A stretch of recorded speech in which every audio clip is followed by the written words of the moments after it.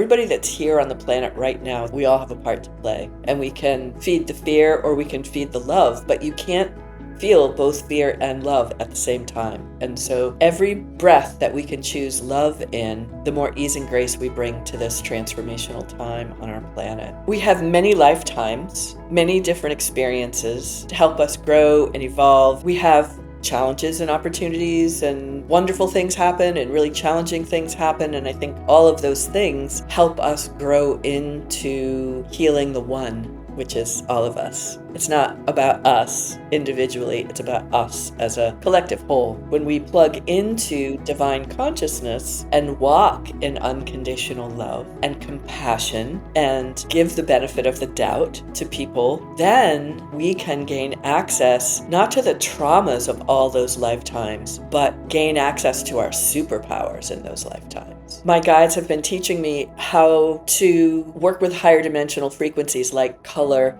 like sound, like sacred geometry for healing. Many beings on this earth ride right now have also had other experiences on other planets and other star systems. And I'm seeing that more and more in my practice. My commitment is to support human evolution through deep self-love and deep self-trust. That's my mission.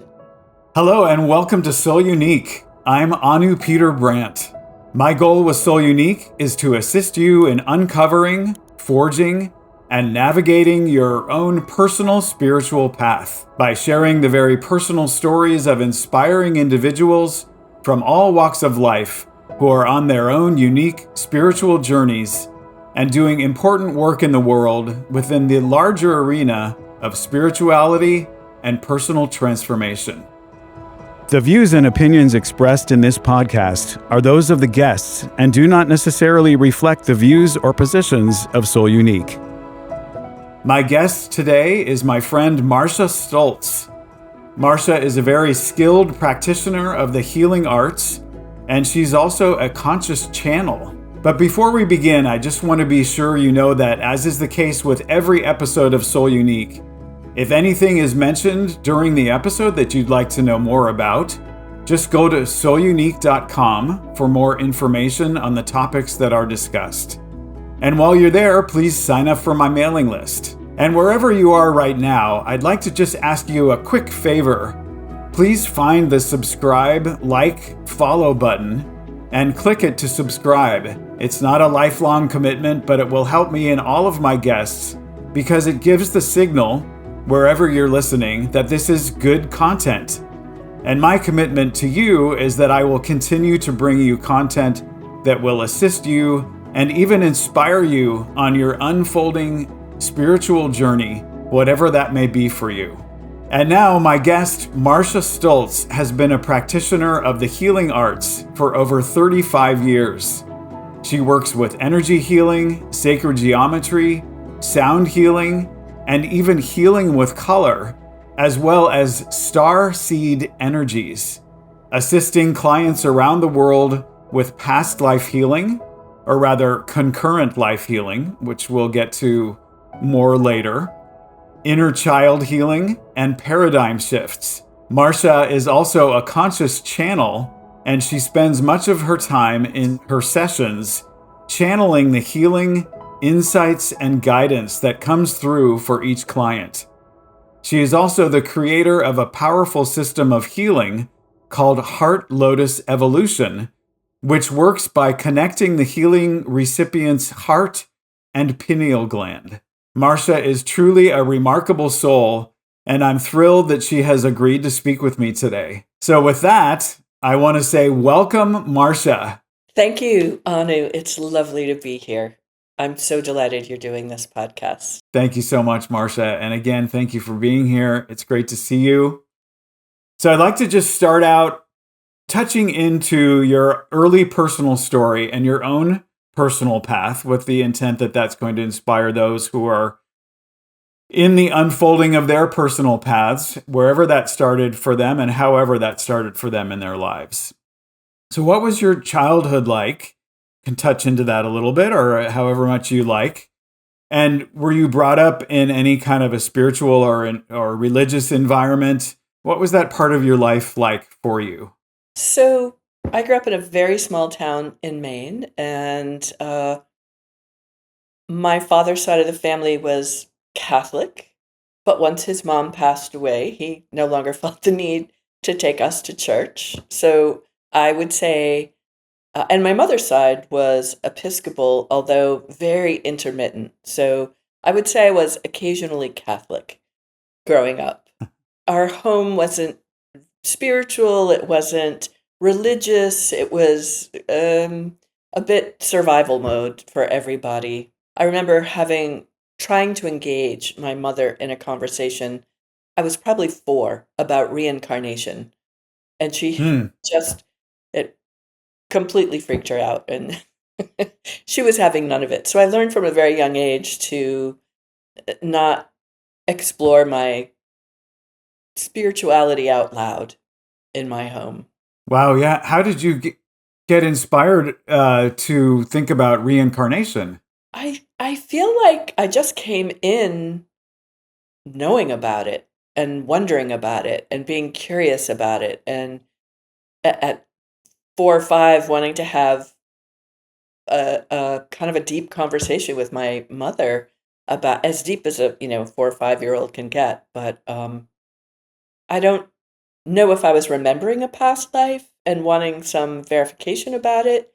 I What I remember about that experience mostly is the shutdown, like my mother just shutting me down, like, "We are not going there." So, yeah, Wow. it felt unsafe to explore anything like that with my family. Wow. That's amazing that you remember that so young. Yeah. So that was really significant, clearly. Even though if in the years to follow you weren't able to share these kinds of thoughts with anybody, did they still continue, like, for yourself in your perhaps Mhm. in your closed room or in your Yeah. reading or exploration? I began to read, the Carlos Castaneda books, and it really kind of changed my life, and I grew up, I was a teenager um in the 70s, and a lot of people in my friend group started doing hallucinogens, and um, I thought, I want to try that. And, I'm not recommending that people go out and do street drugs. And I really think back then, the street drugs were probably far cleaner than they are now. So please know I'm not recommending that. However, for me, it was a powerful experience. I did a lot of LSD and drugs like that, and I never had a bad experience. And I felt like I I went to other worlds, and I just had profound, beautiful experiences. And I never had a bad experience, but I had friends who had bad experiences and developed mental illness, and hard things that happened. But I think that I was really blessed, and I feel like it's how spirit kind of, put me on the path um, Hmm. to get that this reality is no more real than the realities I experienced when I was doing hallucinogens, and really made me start thinking about, well, where am I in this consensual reality consensual experience that we all decide is real, but is it really real? I don't think so. Yeah, I love that. It's this knowing that there's so much more going on and that we're here with this little, Yeah. very limited view of reality. And I think we came with that, or we agreed to come into this limited view of reality with great purpose. Mhm. But now it seems humanity and so many people are on this path to start acknowledging that there's something bigger going on, and that's expanding and expanding more and more and more. So, and I love what you shared with me about Carlos Castaneda and how he said that he did psychedelics early in his journey, I guess, and then his teacher told him at some point, okay, now learn to do it without substances, without psychedelics. That blew my mind when I read that. I want to learn how to enter these other realms and have experiences, and I want to know how to do that without drugs. And it's pretty wonderful to be able Yeah, to do that. The high you can get from not doing drugs is better than the high you can get doing certain drugs, I think. absolutely. I mean, I work in both realms, and I think if one knows how to navigate that territory, they can both enhance each other in such beautiful ways. But I also agree that there's something very profound about, okay, these substances gave me or gave a person the opportunity to touch in and really see that and just get to a place of cognizing or deep knowing that, yeah, there is something much bigger going on. It's true, it's real, can't be proved to anybody except oneself by having the experience and just the knowing again that it's real. And then, yeah, letting that start to bleed into daily life and daily consciousness, daily conscious awareness, and the acknowledgement that we can access these expanded states of awareness without substances or drugs. So, yeah, thank you for sharing that. A lot of people are having profound experiences and healings doing psychedelics with spiritual intention. And I think that's great. And I completely support that. And I'm just differentiating that from street drugs, which I think are extremely dangerous right now. Yeah, I agree. And I think that's an important distinction. Mhm. And I would say nowadays more than ever, with sort of there being a psychedelic renaissance taking place, it's really, there's so many groups that make it possible for people to experience those things in a very lovingly, carefully, diligently prepared setting. So it's done in a safe way, etc. Um, but also, I will just add that because there's so many people doing them now, there are some people that aren't doing them with full integrity and paying attention to all the details that need to be paid attention to and care, etc. So people still need to be careful about where they choose to engage in those kinds of experiences. Yes. So let's fast forward a little bit. So here you are now. You've been in the healing arts for 35 years plus, and offering your deep insights and your deep spiritual journey and all that you have learned with that, offering it as a way to assist others on their healing journey, their spiritual paths. So how did that unfold for you? Well, I went to school for social work because I just really wanted to help people find their true self and move forward. And then I've always been deeply drawn to minerals and crystals and meditation and all kinds of different things, and read a lot of books. And then I read this book by Barbara Ann Brennan, Hands of Light. And I thought, I want to learn this. I just need to learn this. And I went into a bookstore to buy that book for a friend of mine for her birthday. And the gentleman that sold me the book said, "Have you read this?" And I said, "Yes." And he said, "Well, there's a person coming to the area who teaches this work." And I said, "Give me their phone number." And I called her, and it wasn't exactly the work of Barbara Ann Brennan, um, but I had a profound teacher who I studied with at the Polarity Realization Institute in Portland, Maine. Um, and as I went through the program, she said, I would really love for you to come and teach for me.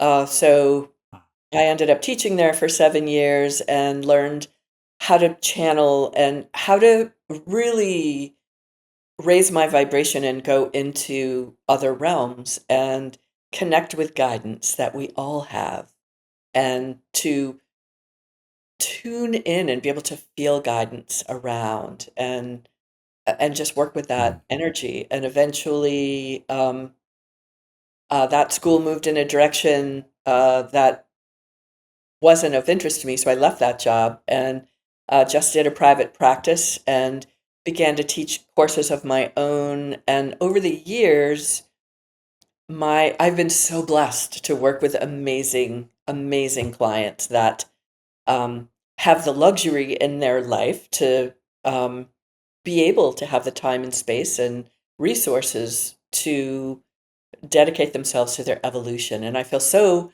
blessed to have a lot of clients like that. And Hmm. um, so guidance would come in to sessions and teach me things. Like I remember one day working on somebody, and these sacred geometry, these, I don't even know what it was called, just these shapes were coming through the window and going into the auric field of my loved one. That's what I call my clients, my loved ones, because you have to love people unconditionally to do this work well.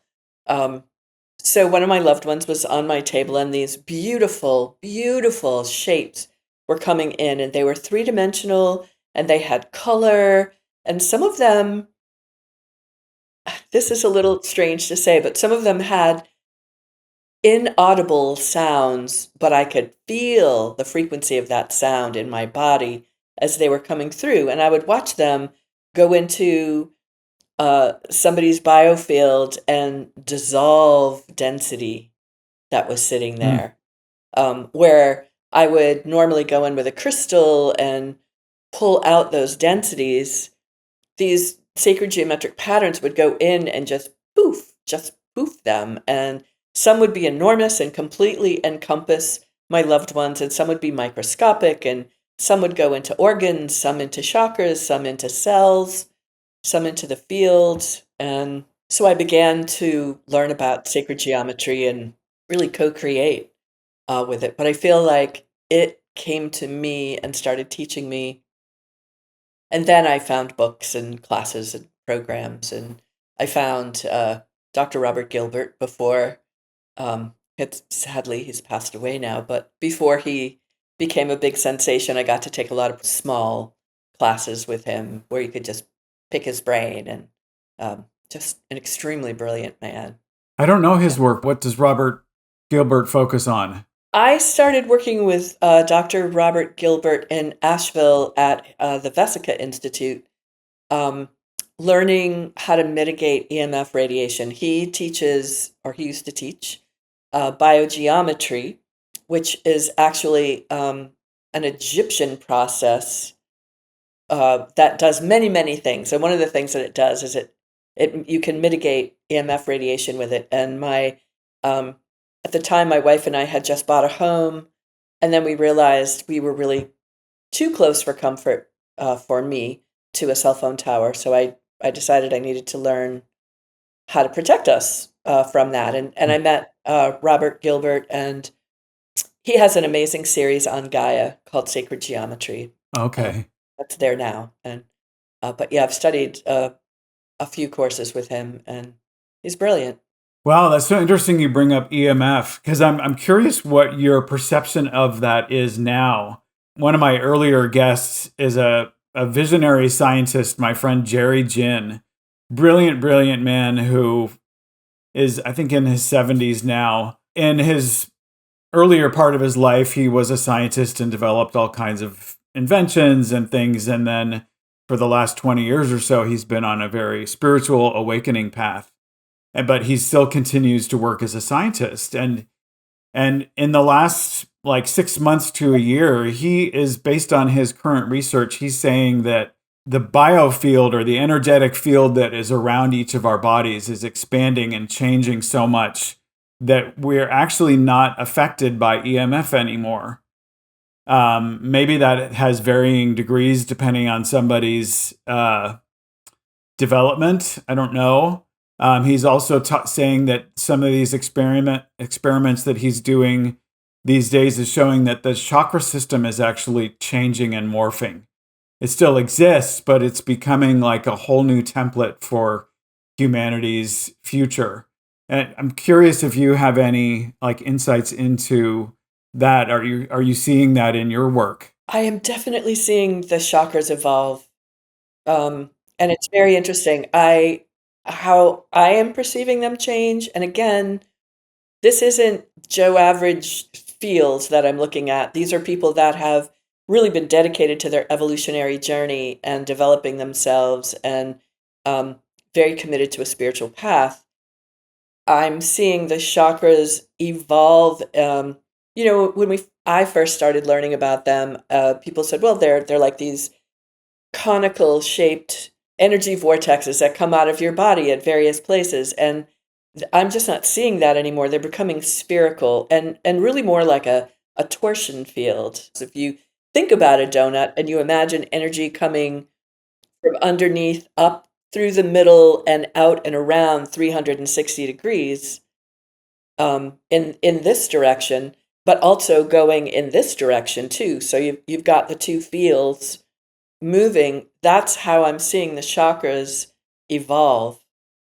And I'm seeing a lot of chakras above the crown evolving at first to, in my experience, and other people might perceive it differently, but how the energy is communicating with me is first showing themselves as discs that then tend to, the more you activate them and use them, and my guides have been teaching me how to use these higher chakras above the crown to work with higher dimensional frequencies like color, like sound, like sacred geometry for healing, and doing it all in the upper chakras. However, we can't just evolve this way.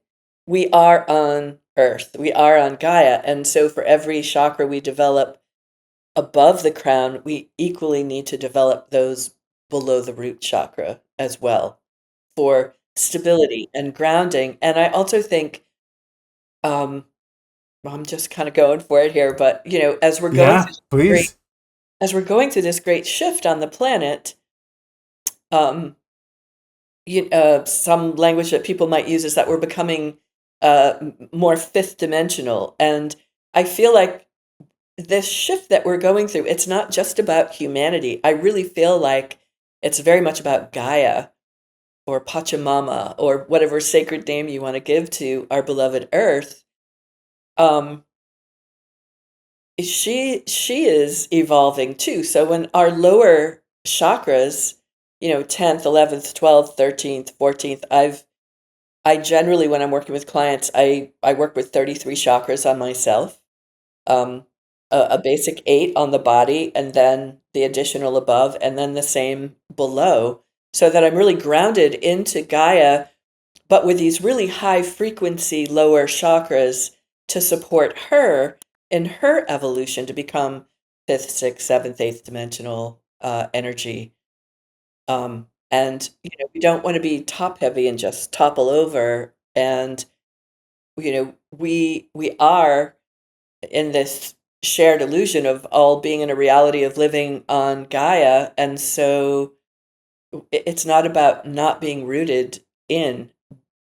However, I also want to say I think it's important not to be rooted in where it's super polluted or, um, unhealed places in the earth, but rather to find the heart center of the earth and root deeply in it, with those extended chakras. Wow, yeah, I love where this is going. And just the whole, I mean, I've always, in my studies and my own experiences, definitely had the sense that, yeah, there's more chakras above us as well as below us. But I don't know if I've heard, or maybe when I've worked with you in years gone by, you've talked about the 33. That's incredible. And yeah, just this evolutionary journey we're on with the earth, I think is so powerful. And I certainly have experienced myself in my own work, like really there's this sense of wanting to lean into the upper chakras and just sort of be up and out, connecting to all that is and connecting to the beyond and my broader self. But I'm so glad that you're mentioning the reminder to remember that I'm still in a body, still want to continue to stay connected to the earth, and I came here with great purpose. And maybe you can talk a little bit about that. Like, what is your take on like a soul's journey from where we were before we were born, perhaps at some level making a conscious choice to come in to this earth experience, and perhaps where we go when we leave these bodies? I'd love to just hear your take on that, and just to start there as a simple way to begin? I think it's important to, well, I love quantum science, and I'm not a quantum scientist. I but I am definitely an energy geek. I'm a nerd in that department. And so where my curiosities take me, I now believe that time is all at once, and that we don't, we use a small percentage of our brain here, right? Seems like a lot of people use a very small percentage of their brain. But we're all on the path, right? We're all exactly where we need to be. But we have many lifetimes, many different experiences, and I think that we do have contracts in between lifetimes to help us grow and evolve. And I sort of think of lifetimes a little bit like a play, and everybody says, "All right, who wants to try out for the lead role, and who's gonna, um, be the supporting cast?" And we make these contracts with other souls to help us all evolve and develop in divine unity, in unity consciousness. I don't think it's about how can I evolve myself, without also thinking about how Mm. can I evolve all of humanity. Every opportunity. It's not about us individually. It's about us as a collective whole. And in that, um, I think I used to believe that time was linear, that you had to have A before you could have B, so that then you could have C. But now I realize that it's really an alphabet soup. Remember as a kid eating alphabet soup and all the letters, they're just floating around in the bowl. They're not in any order. And I think that that's how all of this is happening concurrently, really, is my point. Um, and in the concurrent experience of all of these lifetimes, we have challenges and opportunities, and wonderful things happen and really challenging things happen. And I think all of those things help us grow into healing the one, which is all of us and not the Mm. individual. Yeah, I'd love to hear your thoughts on that. Oh, thanks, Marsha. Yeah, that's beautiful. Yeah, I really, in my own work, I feel like the conclusion I've come to with this idea of concurrent lives or parallel, or it's all happening at once, that like if somebody says, well, I believe in reincarnation and past lives, they are correct. But some people say, well, I don't believe in it. I think it's all BS. And I think they're correct too, in a sense that both are true. So from this, because we are living right now, from our limited perspective, we're in a linear time, or at least things appear to be unfolding linearly. And they do in the dimensions that in which time plays a big role. And so things are unfolding linearly. So from this vantage point, it can and does look like for some of us that, well, life A happens and then B and then C and so on. Right. But ultimately, we are from source, or whatever sort of the divine source of all took place, and there time does not exist, at least not in the way we understand it. Time is a tool for us to have these unfolding experiences, I think.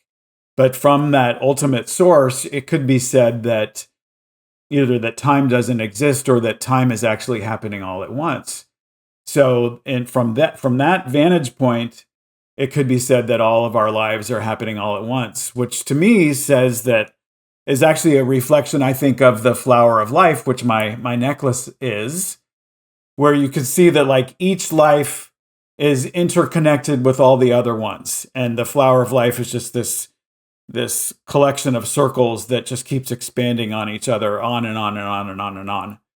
And all of those lives are actually happening at once from that original source perspective. And we are learning from all the other lives, and they are all learning from us. And essentially, they are just different points of awareness in our broader soul. So that's how I see it. And still, I also acknowledge that, I'm seeing it still from this limited perspective of this life. And who knows how it will look like once I get out of this body and and be able to understand it from a different perspective. But I just love having these conversations and all that is possible as our minds and our understandings expand and evolve. But I'd love to hear a little bit more about like how sacred geometry and color come into your work and your how you receive impressions. It's so beautiful that you have these abilities to just tap into these things. And I wonder if there's any way you can share that in a way that might make it easier for me and for listeners to sort of understand how that works for you. Well, first, I just want to say, when you were explaining your perspective, that was well said, my friend. Thank you. I should preface this by saying this is what I believe today, because we're constantly evolving, hopefully, and getting bigger and broader and deeper experiences and understandings of what is. And so, 3 years from now, I might have a different perspective. But right now, this feels like truth to me. That's my disclaimer for everything I'm saying here. Yeah. The sacred geometry, I love that you mentioned and that you're wearing the flower of life. These are the building blocks of life. Everything comes from sacred geometry. Everything. You can break it down and find it in every cell, every molecule, every atom, every subatomic particle. It's all there in the body, and not just in humans, but out in nature, in minerals, in the trees, it's everywhere. So I feel like, however we were created, or whatever you believe, by whomever we were created, if you have that belief system, um, we are sacred geometry. We were created from sacred geometry. And sacred geometry is conscious. I feel like it's part of the um, God consciousness or goddess consciousness or divine consciousness within our beings is in that sacred geometry that's within us. And it's everywhere. You can take it, the golden mean spiral, you can bring it down to a pine cone or all the way up to the galaxy that we live in. It just replicates in so many ways. And the consciousness of those geometries are amazing. And they need to move. Sacred geometry, it's not about having a dodecahedron that just, sits on your windowsill and looks pretty. Although that's lovely, and I do have one on my windowsill. But really, these energies are always moving. They're always, always moving. And I believe that sacred geometry is more sixth dimensional frequency. And so if you break us down, we really are just vibrating particles, right? With a lot of space. We're essentially mostly space, and we're vibrating. And the frequency at which we are vibrating determines our health, determines how we think and feel. We can have vibrations in our body that cause us to be really fearful. We can have vibrations in our bodies that cause us to be paranoid, that cause us to act out on that fear. Or we can have vibrations flowing through us that cause us to be really open-hearted and feel that divine connection between two people, or a person and a flower or a tree. Um, so at whatever level we're vibrating, and the cells in our bodies and the molecules in our bodies, the fluids in our bodies, everything in our being is impacted by the frequency that it is vibrating at. So the sacred geometry, the color, and sound all influence those things. So we can bring in sacred geometry that supports the evolution and health of a body. We can bring in colors that balance out, if somebody has chronic pain, you can bring in a color that's going to help balance that out, a frequency that's going to help balance Mm. that out. And I think I think it's worth our while to study these things and learn rather than just say, "Oh, I'm gonna randomly pick a color and see how it feels in my body." Um, More I would invite people to, call forth the frequency that is gonna bring you into your divine evolution and inner peace, and not get attached to what that looks like, or, learn about it and learn what all those things do. But that's how I see color, sound, sacred geometry helping us to heal and find balance and harmony. And if I could take it a step further, going back to the theory of concurrent lifetimes, what I'm seeing in my clients and my beautiful loved ones that I get to work with is that as we are going through this great shift on our planet and in our universe, um, the veils are really thin between those lifetime experiences. Mm. And when the veils are thin and we are mostly living in mass consciousness, and by that I mean the unconscious, conscious frequency that people are putting out. Like, I think it would be fair to say right now on our planet, there's a lot happening on our planet that might make people feel very uncomfortable for various reasons. And that can put a tremendous amount of fear into the mass consciousness. Not that anybody is saying, oh, let's build this field of fear. But I think when we're just unconscious beings, it's very easy to tap into the mass consciousness, the most predominant vibration that is out there from the masses of humans on the planet. Mhm. And right now, I'm feeling it as extremely fearful. And when we unconsciously live in that frequency, then what I'm going to bring this back. What bleeds through when those veils are thin is a lot of fear from those lifetimes and a lot of trauma, unhealed trauma from those lifetimes. So I think Mm. humanity right now is processing unconsciously, some consciously, um, unhealed trauma from what one might call past lives, or you and I might call concurrent lifetimes that our soul is having. However, what I want to say is when you unplug from mass consciousness and plug into divine consciousness, which is simply a matter of choice and bringing consciousness to where am I plugged into? What is my main energy that's sourcing me right now? Is it the fear of the mass consciousness, or is it the divine unconditional love of source energy? When we plug Mm. into divine consciousness, then we can be in that and not be in fear and walk in unconditional love and compassion and and um, give the benefit of the doubt to people.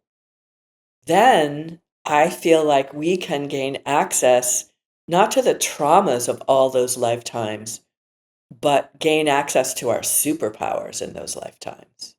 Like, wouldn't Mm. it be nice if we could consciously call into us from those concurrent lifetimes, or if you want to think about it linear, those past lifetimes, our skills and gifts and abilities and creativity rather than our fear and angst and trauma.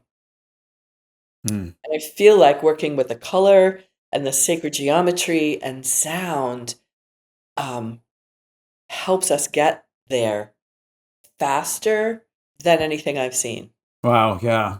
Thank you for all that you shared. And it's so big and important, I think, especially right now, because there is so much sort of tumultuous and in some ways very distressing activity taking place on the planet right now. One of the sort of guidances that I have received is that we need to spend at least as much time in like meditation and connecting to that higher self or to those divine realms, or even just simply a place of well-being, whatever that is for somebody.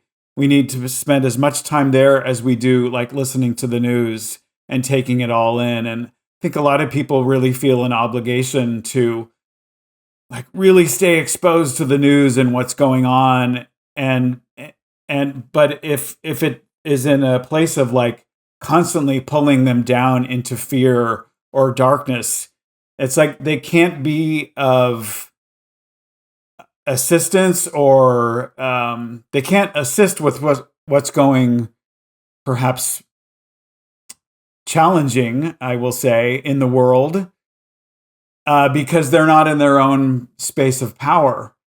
So, and it's not even so much about time. Like if I spend 30 minutes watching the news, then I need to spend 30 minutes in meditation or doing something that makes me feel good. It's about sort of the psychic or mental emotional weight. Like if the watching the news and knowing what's going on has so much weight, it might take a lot longer than watching the news to like depart those feelings and that feeling of being pulled down by it. So, and I just keep getting how important it is for us to stay in our power, to stay in our expanded perspective, to stay connected, and that's where we're being pulled, and that all that's going on the planet is really the reflection of that we're in a time of incredibly accelerated transformation, and that when transformation happens, it churns everything up, and all the dark stuff that is needing to be healed starts to move and be seen and show rear its ugly head so that it can be healed and be seen, and so that it can be transformed and moved through. And that's when the light is called forth even stronger within those of us that have access to it, so we can assist with that. And I don't know, I'd love to hear your take on that. That's like where we are. I mean, we are truly in the age of Aquarius now, which has been being prophesied not only since my childhood, this is the dawning of the age of Aquarius, that song, but it's also been in like texts and spiritual guides and being talked about by spiritual greats and teachers for so long. And now we're in it, and yeah, it's challenging. I'm not going to lie. It is very challenging. Yeah, I think as souls, we worked really hard to be here now to bring the light. And I think that, we've all been very naive about, oh yeah, change, evolution, let's go fifth dimensional. And nobody thought it might, getting from here to there might be slightly uncomfortable to miserable and hellish, It is. It's a really challenging journey right now, and I feel like my personal greatest challenge right now is to simply be love. And Mm. when I hear about some horrendous thing that's happening in the world or in our country, I have an immediate um, primal response, really, to fight or flight, right? And I think that we, as evolving individuals, need to recognize, oh, my fight or flight button just got pushed.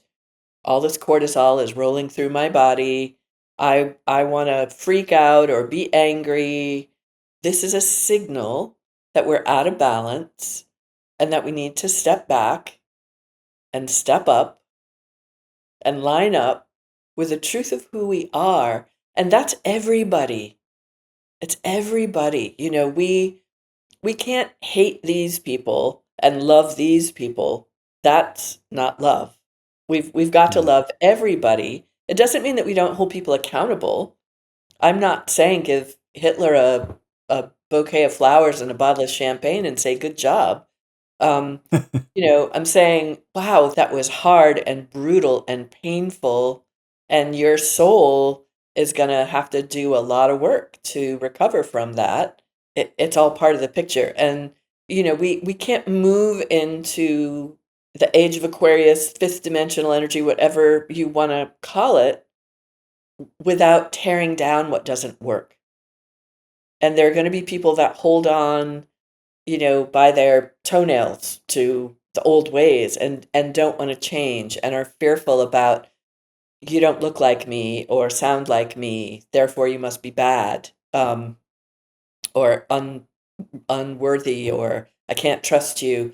We get to be, we get to acknowledge it and say, wow, that was really scary. I really reacted to that. Now let me go inward, calm myself, bring up as much light as I can, transmute that, be love, and just send love out to everybody, for everybody to move out of fear and into the light that they are and hold vision for where we want to go.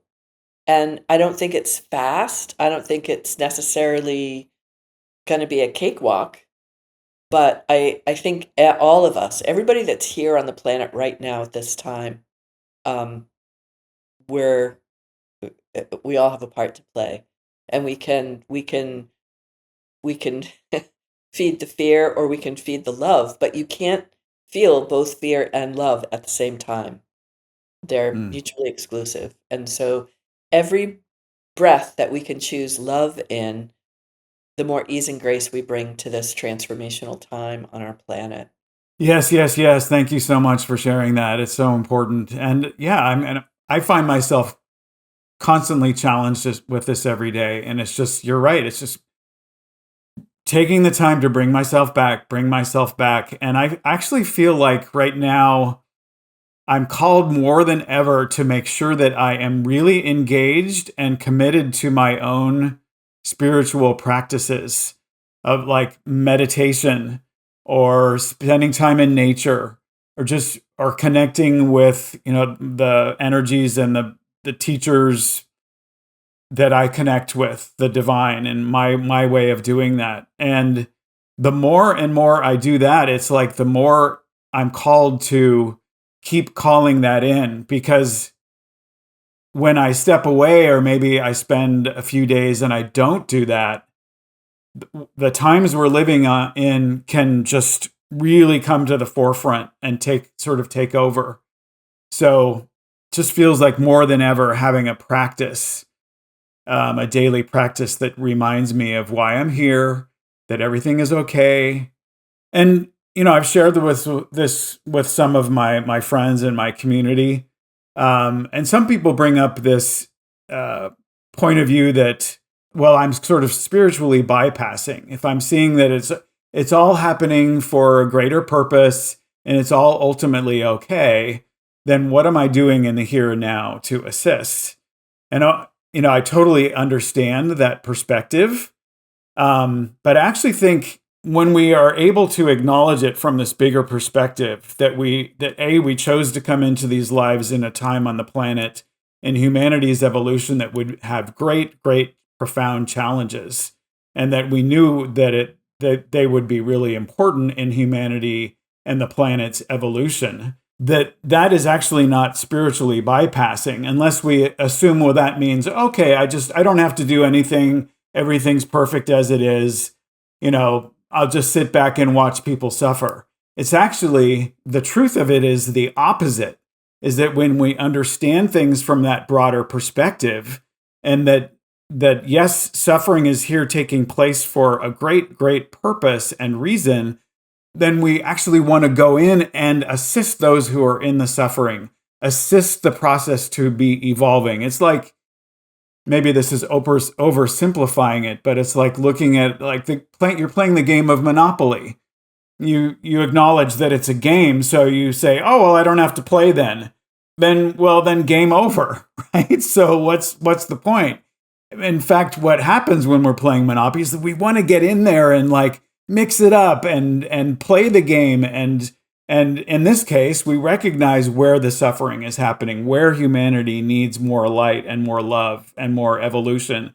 And we assist in it because we have this broader perspective that is calling us to these higher if you will, higher ideals, these loving ideals, and this broader understanding. And that's saying, okay, bring it into this reality. So I want to segue a little bit back to your sessions in your work, because you've also mentioned to me starseed energies. And I'd love to hear a little bit about that, and also about your channeling, and perhaps those two interact or interplay with one another in your work. As I mentioned, the veils being thin between concurrent lifetimes, I think many beings on this earth ride right now have also had other experiences on other planets and other star systems. And I'm seeing that more and more and more in my practice. So in my sessions, I started noticing these beings coming in, and they call themselves the Star Mothers, or that's the name they gave me to call them. Someone else might call them, Huey, Dewey, and Louie. I don't know, but to me, they're the Star Mothers. And they started talking to me about that this loved one on your table really hasn't spent a lot of time on Earth, and they've really come from much higher developed cultures on other planets and stars from other star systems to help Earth at this time. However, they don't really know it, and they don't have what they need. So I started working with that concept, and what does that mean? Playing with it, asking questions. And so this really fascinating thing came through. Well, two really fascinating things. First of all, I would talk to my loved ones on the table. They're on the table, and and the star mothers are there talking to me. And my commitment to my loved ones is, if information comes in, I share it, because it's none of my business. It's not about me, it's about them. And even if it doesn't make sense to me on some level, it might to them. And inevitably they say, "Oh my God, yes, blah, blah, blah, blah, blah." And it makes a lot of sense for them. So when I got up my courage to say to people, "Well, you're not really from here." And by from here, I don't mean Portland, Maine. I mean Earth. This Earth is not your home. And time and time and time again, my loved one would burst into tears and say, "Thank you. I never felt like I was from here. I never felt like I was belonged. And nobody has ever validated that for me." And it's Mm. cathartic. And for some people, they'll laugh and cry and feel giddy and like, woohoo, like I finally know who I am. It's sort of like the unicorn that's told, "Well, really, you're a donkey." And they're like, "I knew I was a unicorn, not a donkey." And so it's really, really liberating for these beings. And so sometimes I'll get information about where they've been, and that's, people want to know, what past lives have I had? Where have I been? What did I do? And I feel like, um, and I'm speaking about past lives in a linear fashion because it's just a little bit easier to follow. Um, I don't really like it when people ask me questions like that, because my commitment is to support human evolution through deep self-love and deep self-trust. That's my mission. And so I don't want to go digging around for a past life and pull up a trauma maybe, and that then what I've noticed is that sometimes oh yeah, this is why I'm always afraid of heights, or why I can't be in the ocean. And I feel like they look at it as evidence of, well, there, I never have to do that. I never have to overcome that. And I feel like that's not helpful. It's limiting to people. I do find that when past life information comes through, generally it's about an issue going on in life right now, and there's a way to work with it to help liberate them from that wound, that trauma, that limitation, so that they're not held back by it, but rather it opens things up and they can really move forward. Hmm. That's really the only way I'm willing to work with past lives for people. If it happens to come in a session because it's relevant, let's go there and let's do some great healing. But I don't want to waste my time and energy having to dig for something for somebody. So back to the star mothers who are saying, there are some frequencies that that person needs to do well on Earth. And how they explained it to me was, as an Earthling, well, I don't even think I'm an Earthling, but as a human being living on the planet at this time, I can't live without air and water, right? I have to have those two things. If I don't have those two things, I'm not going to exist. And in other star systems and other planets, there are similar things that you need to have to exist on that planet. Say it's a mineral and a frequency, right? It's a mineral that doesn't exist on Earth, and it's a frequency that doesn't really happen on Earth naturally, or at least in the environment that that person lives in. So, what my guides have taught me, and there's this whole process for bringing in what that starseed part of them needs to thrive here. I've nicknamed it starseed feed. Like, what's the food that you need for your starseed to thrive here in this environment right now? And it's been really empowering for people. And I'm thinking of one beautiful loved one who's married and has a couple of kids, and everybody in that family is a starseed, but from very different places. And so Wow. she'll come in for a session, and I will bring in what all four of them need, even though all four of them aren't there, to help that family better align with their mission here, because this is where Ah, they are right now. yeah. Wow. So fascinating. It's like there's just so many factors involved. No wonder human life can feel like a lot for us sometimes, you know? There's just so much going on. And if what we're saying is true, that we're in this time of transformation and the veil's thinning, that all this stuff is becoming more apparent, which is beautiful and enlightening and incredible, but it also has its challenges.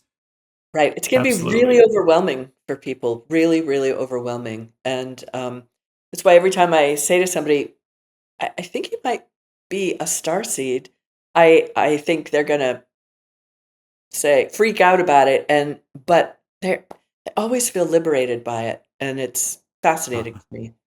I think I need to fly to Portland, Maine to do some starseed work with you. I would love that. So, I'd love to move on now to just the questions that I like to ask all of my guests. Okay. And the first one, actually, this is a new one. What would you say to someone who is skeptical about all this so-called spiritual stuff, or we could call it woo-woo, which to me, again, I Wake take up, the wake term up. woo-woo to mean is a good thing. It's a positive thing. Wake up, right? Get on my table. Yeah. Yes. In all the years of doing this work, one time I had a woman who came in and got a session. It was fairly early in my career.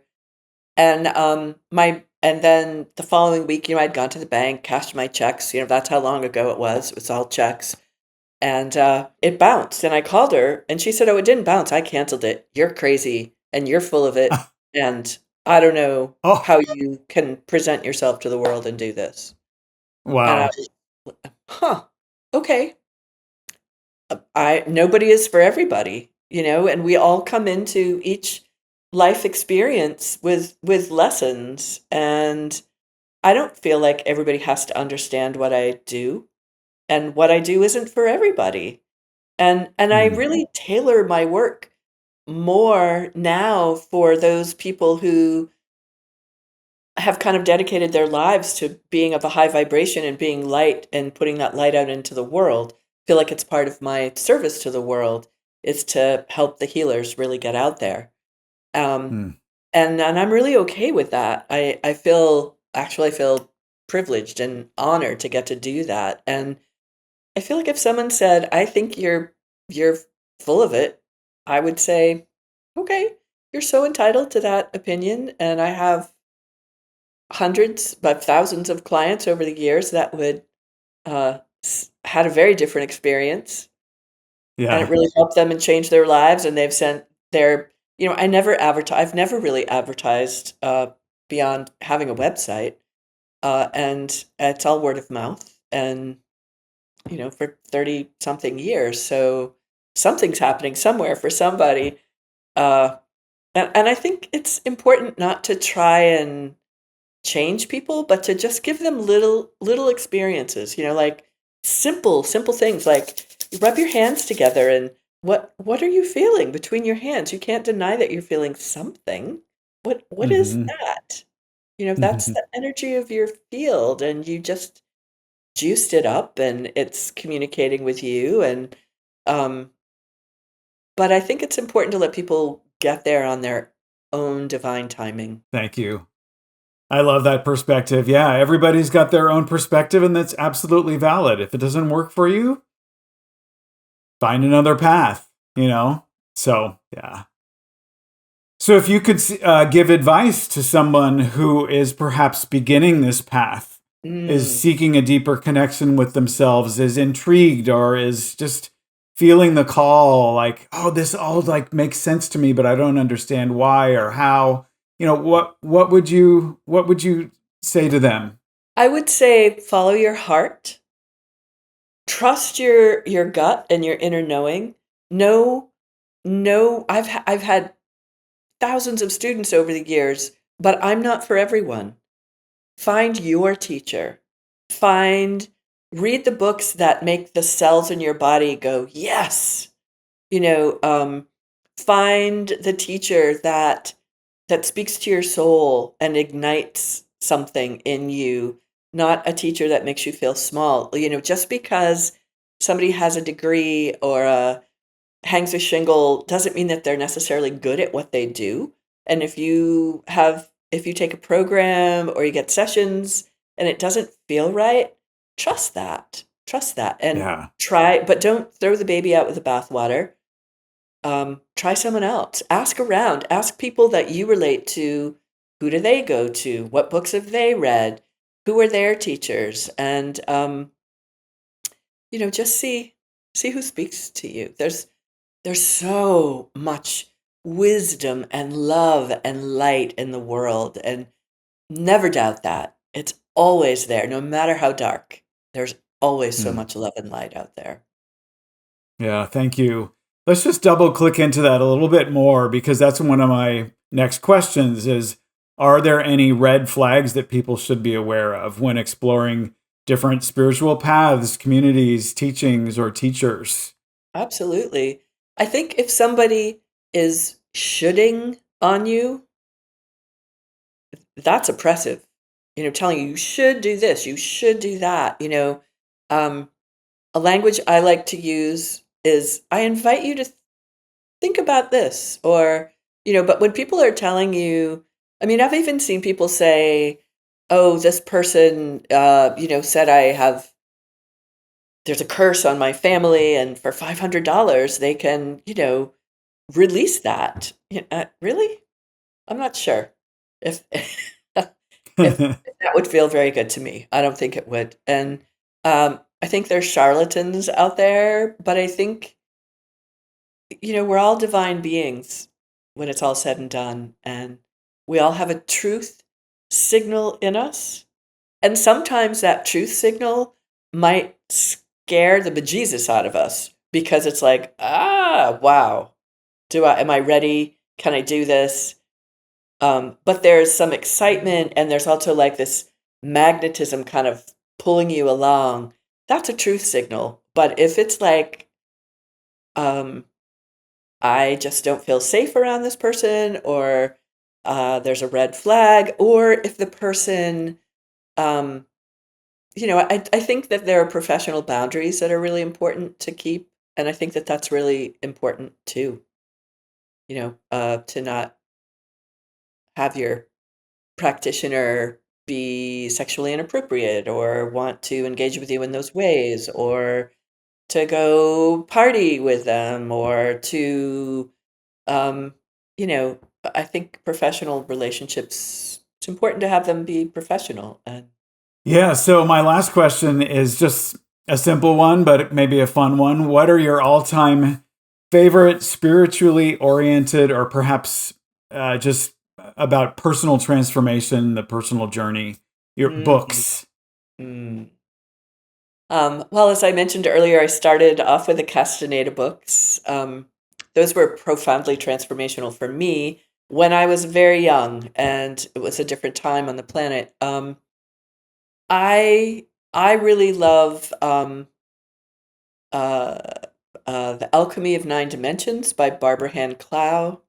Mm, That was a really powerful book for me. I love Joe Dispenza. I think he's really on it. I love Esther Hicks and the books that she and her husband put out, channeling Abraham, a group of mm, beings that they call Abraham. Um, I have found um, Greg Braden to be really, really helpful. Where are the women? I'm not thinking of. I read a book. I read it every year. It's called The Moon Under Her Feet. It just sort of brings me back to the divine feminine, because even though we never talked about that, I feel like that's such an important part of this evolution that's happening on the planet. And I don't mean that in a way that uh, women rule and men drool. That's not my point. But it's more the divine feminine in men, in women, in all beings, rising up and overcoming patriarchy with something that's much more egalitarian and inclusive and full of unity and diversity. So there are a lot of great books about those things, and I'm just drawing a blank, no, Anu. those are all great. That's good, all good stuff. And I have to point out that after you're talking about color, and well, especially color, there's actually like this rainbow light that's shining on the side of your face, and when you raise your hand, I don't know what that's coming through your Oh, earring, there's a or stained glass piece that the sun's okay. coming through in the window there. It's the Star Mothers. They're coming through and they're saying, "Hello, we're here." Oh Yeah. my gosh. Thank you so much, Marsha. It's been so Oh, wonderful thank to you. talk with you today. Oh, Thank you, it's thank been you, thank lovely. you. Big love to you, my friend. Thank you. It's been an enlightening conversation for me, full of great nuggets of insights and mind expanding perspectives and possibilities. I just wish we could keep going. I want to send you off with my deep gratitude for joining me today and for sharing your beautiful and important work with the world. And I'm reminded of the quote that's I see circulating still on the internet to this day by David Orr. That he said, "The world doesn't need more successful people chasing after career status and empty achievements and wealth and fame and notoriety.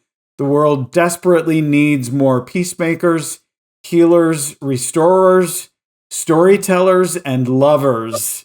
People who Yes, love of all yes. kinds. And you are truly one of those peacemakers and healers and lovers. So thank you, thank you, thank you." Yeah. Thank Thank you you. for being an agent of transformation for our rapidly evolving world. And thank you, Anu, for being a soul brother and bringing so much light into the world, and for doing this podcast and for inviting me to join you. I'm most grateful. Thank you. Big It was love to you. absolutely my pleasure. Big love to you all. Oh, I'm so grateful to Marsha for joining me today. For more information about Marsha and her work, you can visit marshastultz.com. That's